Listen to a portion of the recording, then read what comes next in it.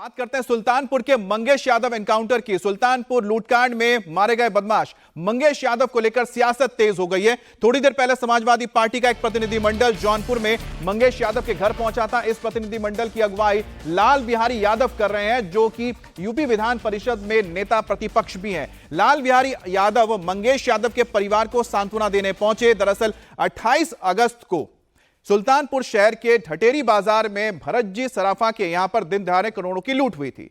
इस लूट कांड में शामिल जौनपुर के बदमाश मंगेश यादव को एसटीएफ ने कल सुबह एनकाउंटर में मार गिराया था, जबकि 3 बदमाशों सचिन सिंह, गोविंद सिंह और त्रिभुवन उर्फ लाला को एनकाउंटर के बाद पुलिस ने गिरफ्तार कर लिया था। जबकि गिरोह के सरगना विपिन सिंह ने रायबरेली कोर्ट में गैंगस्टर के मामले में सरेंडर कर दिया है। इस एनकाउंटर पर सपा मुखिया अखिलेश यादव ने सवाल उठाया और कहा कि मंगेश यादव की जांच उसकी जाति को देखकर ली गई है, जबकि दूसरे आरोपियों के पैरों में दिखावटी गोली मारी गई है।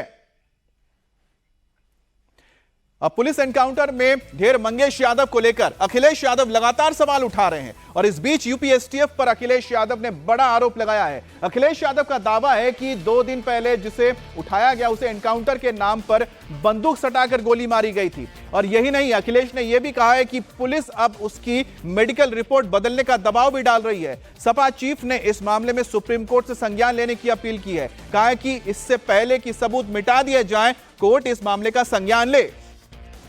हमारे साथ रुचि कुमार जुड़ गई हैं। रुचि, जो ये आरोप लगाया जा रहा है अखिलेश यादव के ऊपर से, उनकी तरफ से, लेकिन इस पूरे मामले में सच्चाई क्या है, तथ्य क्या है, कौन था ये मंगेश? देखिए, मंगेश तो अपराधी था। 7 मुकदमे दर्ज हो चुके थे मंगेश पर। और जो सुल्तानपुर में ये लूट की घटना हुई थी, 1.5 करोड़ की लूट एक ज्वेलर की दुकान से हुई थी, उसमें मंगेश का बड़ा रोल पुलिस बता रही है। पुलिस का कहना है कि जो लुटेरे आए थे बहुत प्लानिंग के साथ आए थे, 3 गुट बनाए थे। तीसरा गुट जिसको दुकान पे जाके सराफा की लूट करनी थी, उसमें मंगेश शामिल था। यही नहीं, पुलिस ने ये भी आरोप है कि मंगेश इस पूरी लूट के लिए जौनपुर से मोटरसाइकिल चुराकर आया था। तो इस तरह के बड़े आरोप हैं। अब एसटीएफ ये कह रही है कि कल उनको जानकारी परसों रात में ये मिली थी कि मंगेश अपने साथी के साथ लूट का माल लेकर फरार होने की कोशिश में है। तो उसको जब वो जौनपुर जाने वाला रास्ता था, वहाँ एसटीएफ ने रोकने की कोशिश की तो फायरिंग कर दी, जिसके बदले में एसटीएफ ने फायरिंग की और उस मुठभेड़ में वो मारा गया।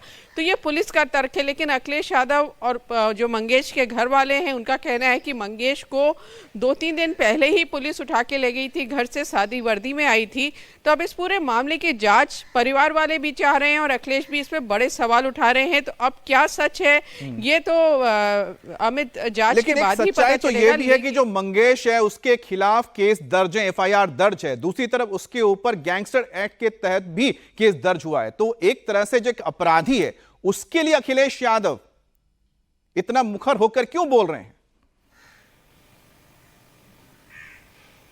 देखिए, बड़ा सवाल यही है कि मंगेश एक अपराध की घटना में, बड़ी घटना जो 1.5 करोड़ रुपए की लूट थी, दिन दहाड़े लूट थी, उसका आरोपी था। उसके ऊपर आरोप था कि इस लूट में उसने बड़ी भूमिका निभाई थी।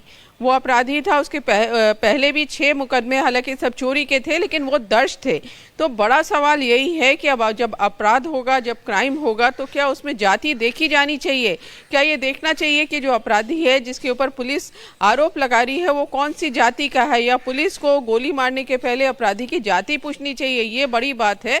और इस पर आप सवाल उठा सकते हैं कि किसी को पुलिस ने गलत पकड़ा, किसी को गलत तरीके से फंसा दिया, वो अपराधी नहीं था, इसकी जांच होनी चाहिए। लेकिन अगर जाति का सवाल उठाया जाता है तो इस पर सवाल जरूर उठेंगे कि क्या जो अपराध की दुनिया है उसमें भी अब जाति आ जाएगी, अपराधी की भी जाति देखी जाएगी? इस तरह के सवाल जरूर उठेंगे अमित। बिल्कुल जाहिर सी बात है कि जो अपराधी होते हैं, क्या उनकी कोई जात होती है, क्या उनका कोई धर्म होता है? उनका सिर्फ एक ही धर्म और एक ही जात होती है कि वो क्रिमिनल हैं। और सपा के डेलीगेशन ने मंगेश यादव के परिवार वालों से मुलाकात की और इसके बाद डेलीगेशन के मेंबर्स ने क्या कहा, उसे भी आपको सुनवाते हैं। और श्री अखिलेश यादव जी ने मुझे यहाँ पर भेजा है कि घटना की जानकारी करने और घटना के संबंध में एफआईआर दर्ज कराने के लिए मैं यहाँ पर आया। तो परिवारजनों से मिला, गांव और अगल बगल के लोगों से जो है मुलाकात किया। मृतक मंगेश यादव पुत्र राकेश यादव ग्राम अगरौरा थाना बक्सा को 2 तारीख की रात में 2 बजे के लगभग पुलिस यहाँ से ले गई और उसकी माँ और उसकी बहन मंगेश की यह आपत्तियाँ किया कि आप क्यों ले जा रहे हैं, तो उन लोगों ने कहा कि हम पूछताछ के लिए ले जा रहे हैं। अब आपको पूरा मामला भी बताते हैं। दरअसल 28 अगस्त को बदमाशों ने दिन दहाड़े ज्वेलरी शॉप में घुसकर लूटपाट की थी। बदमाशों ने ज्वेलरी शॉप से लगभग 1.5 करोड़ रुपए लूट लिए थे। तभी से यूपी पुलिस और एसटीएफ इस पूरे मामले में 9 आरोपियों की तलाश कर रही थी, जिसमें से 3 बदमाश सचिन सिंह, गोविंद सिंह और त्रिभुवन उर्फ लाला को एनकाउंटर के बाद पुलिस ने गिरफ्तार कर लिया था। जबकि गिरोह के सरगना विपिन सिंह ने रायबरेली कोर्ट में गैंगस्टर के मामले में सरेंडर कर दिया, तो वहीं 1 लाख का इनामी मंगेश यादव फरार चल रहा था। 4 से 5 सितंबर की रात को एसटीएफ को सूचना मिली थी कि मंगेश यादव जौनपुर जाने के फिराक में है और पुलिस और एसटीएफ ने उसकी घेराबंदी की तो मंगेश में फायर कर दिया। अब पुलिस की जवाबी फायरिंग में मंगेश को गोली लगी और उसे अस्पताल ले जाएगा, जहां उसने दम तोड़ दिया, जिसको लेकर अब अखिलेश यादव सवाल उठा रहे हैं। अब अखिलेश के जाति वाले सियासत पर यूपी बीजेपी के प्रदेश अध्यक्ष भूपेंद्र सिंह चौधरी ने कहा कि अखिलेश हर बात में जाति का एंगल क्यों ढूंढते हैं, उनको अपराध में जाति क्यों नजर आता है, अपराध क्यों नजर नहीं आता। यूपी सरकार हर एक अपराधी को एक नजर से देखती है। कैसे अखिलेश जी ने बड़ा सवाल उठाया है सुल्तानपुर एनकाउंटर को लेकर के। उन्होंने कहा कि जात विशेष को लोगों को टारगेट किया जा रहा है, उनको मारा जा रहा है और बीजेपी जो बड़े लोग हैं, मुख्य आरोपी हैं, उनसे संपर्क करके उनको सरेंडर करा दे रही है। समाजवादी पार्टी का इतिहास रहा है कि वो अपराध में और अपराधियों में भी जाति ढूंढने का काम करते हैं। हमारी सरकार माननीय योगी जी के नेतृत्व में बगैर किसी भेदभाव के जो दोषी हैं, अपराधी हैं, उनके खिलाफ कार्रवाई सरकार कर रही है और उसी का परिणाम है कि आज उत्तर प्रदेश में सरकार का खौफ है अपराधियों में।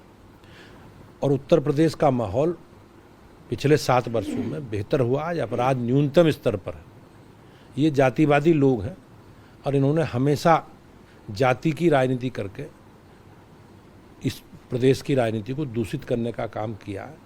मुझे ऐसा लगता है कि हमारी सरकार योगी जी के नेतृत्व में बगैर किसी भेदभाव के काम कर रही है और जो अपराधी हैं, दोषी हैं, जिन्होंने अनैतिक काम किए हैं, अनैतिक साम्राज्य खड़े किए हैं, सरकार उस पर कार्रवाई करेगी। अखिलेश जी कह रहे हैं कि कन्नौज में अगर यादव मिल जाता है, अयोध्या में मुसलमान मिल जाता है, तो बीजेपी उसको जबरदस्ती टारगेट कर लेती है ताकि वो समाजवादी पार्टी के कार्यकर्ता को टारगेट कर सके। वो कह रहे हैं कि उपचुनाव से पहले भारतीय जनता पार्टी माहौल खराब करना चाह रही है और इस आधार पर, ध्रुवीकरण के आधार पर चुनाव जीतना चाह रही है।